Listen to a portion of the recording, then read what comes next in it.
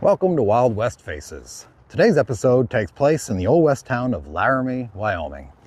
Larramie's deputy marshal and two of its co-founders were actually taken out and hung. This left the town without much needed law and order. Well, there was a man by the name of Steve Long who was running a very successful saloon business, him and his two half-brothers. Well, Steve also had the reputation of being excellent with a six-shooter. In fact, it was his reputation that got him the job of deputy marshal. Well, unfortunately for the town, though, he did not serve the people well. Instead, he served himself. This went on for a little while, and the people really couldn't see any way out of it. Finally, though, there was one man who decided to do something about it. Listen to this exciting story of the life of Steve Long and of how it ended in a hangman's noose.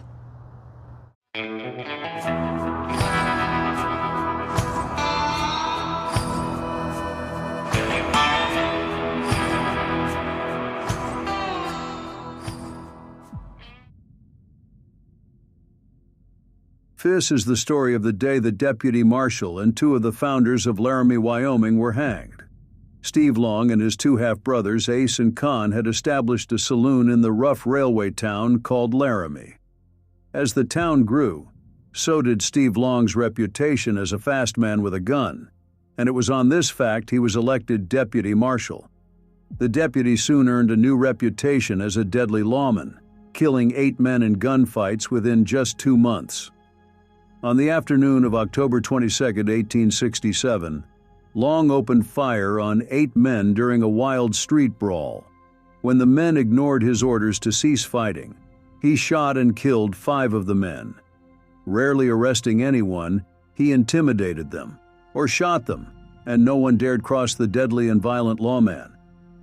As a deputy marshal, he and his brothers would ride out and intimidate ranchers in the area to sign over the ranch deeds, and if they refused, they would be gunned down, and the deputy would claim self-defense. 9 men lost their lives around Larramie in this way during a 4-month period. The murders became well known in the district, and it was no secret why they were happening. The brothers had become judge, jury, and executioners in their pursuit of wealth and land.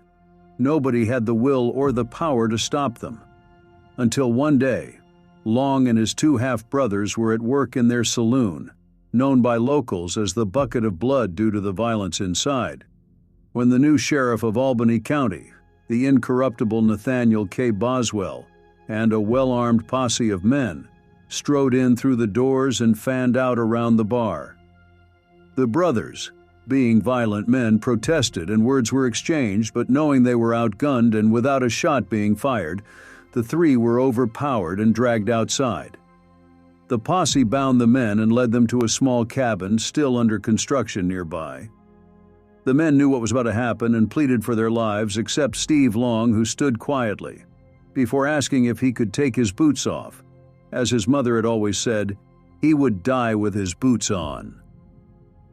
The posse agreed, before stringing the 3 brothers up by the neck.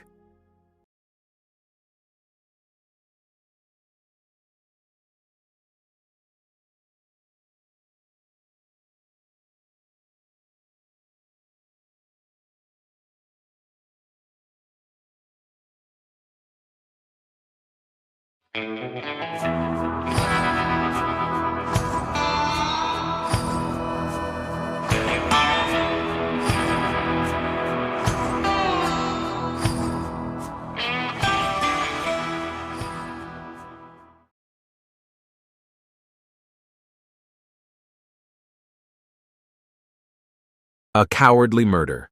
B. Martin brained with a Winchester by A.H. Webb.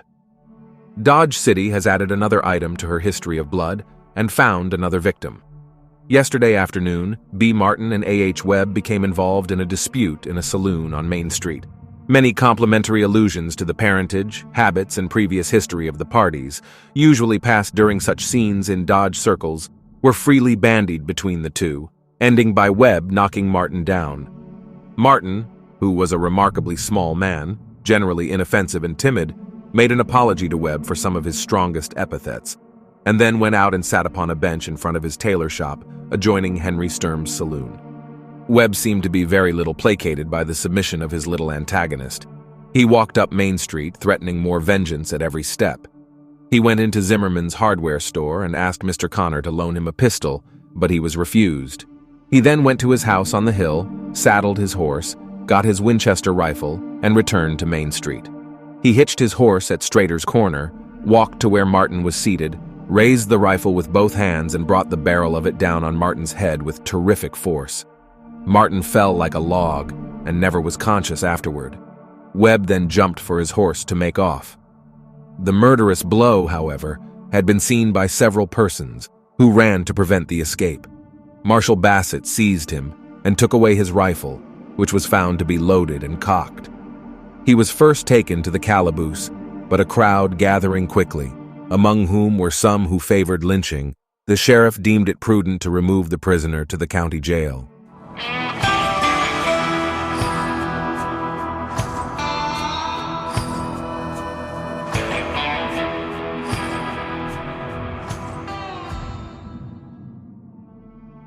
At 10 o'clock last night, City Marshal Edward Masterson discovered that a cowboy who was working for Obum of Kansas City, named Jack Wagner, was carrying a six-shooter contrary to the city ordinance.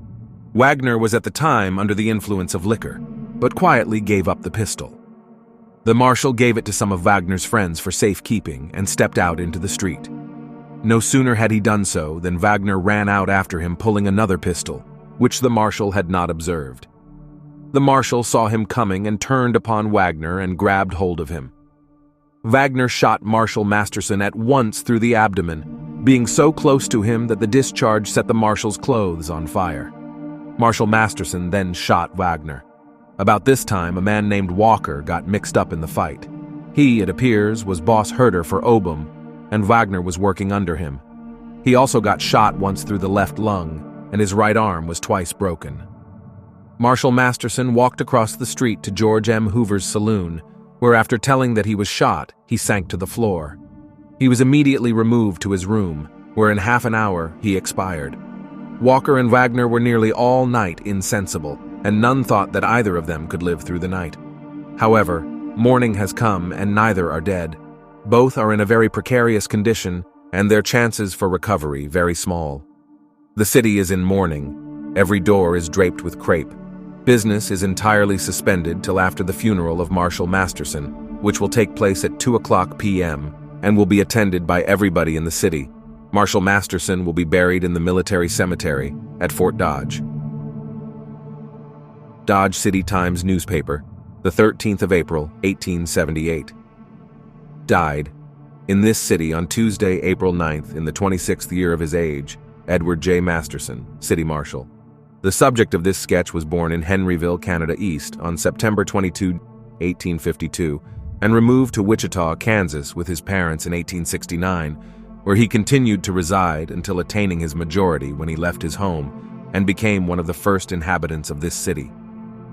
In June 5, 1877, he accepted the appointment of Assistant Marshal, and in the December 1877, having displayed marked adaptability for the position, he was promoted to the marshalship, in the discharge of the duties of which he continued until his unfortunate death. Possessed of a geniality of temperament, a kindness of heart, and a richness of personal bravery, he had many warm friends and admirers. As an officer, he followed the dictation of duty, striving at all times for its honest and complete discharge, and gaining for himself the dignity and respect that of necessity followed from his determined intrepidity. He died in the service he performed so well, and has added one other to the list of those who, living, were so many representatives, each of his day and generation, but who dead belong to all time, and whose voices ring down the ages in solemn protest against the reign of violence and blood.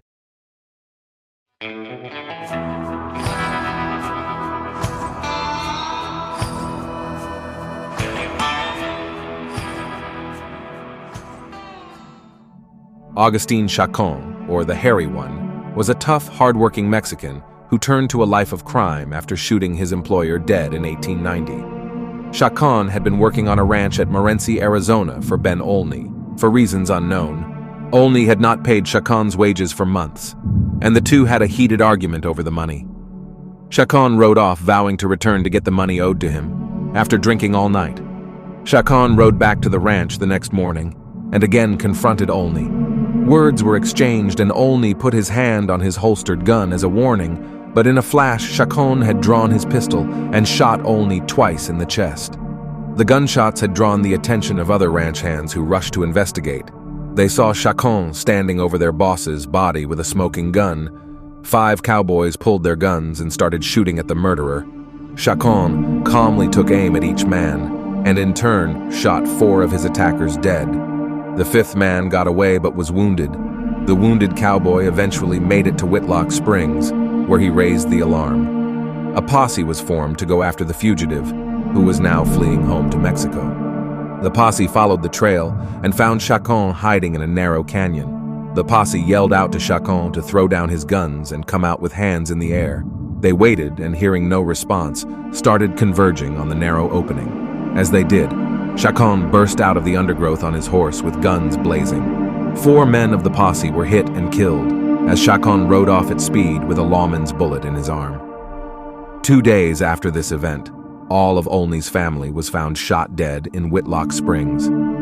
For 10 long years, Chacon and other wanted outlaws joined forces and terrorized Arizona and across the Mexican border.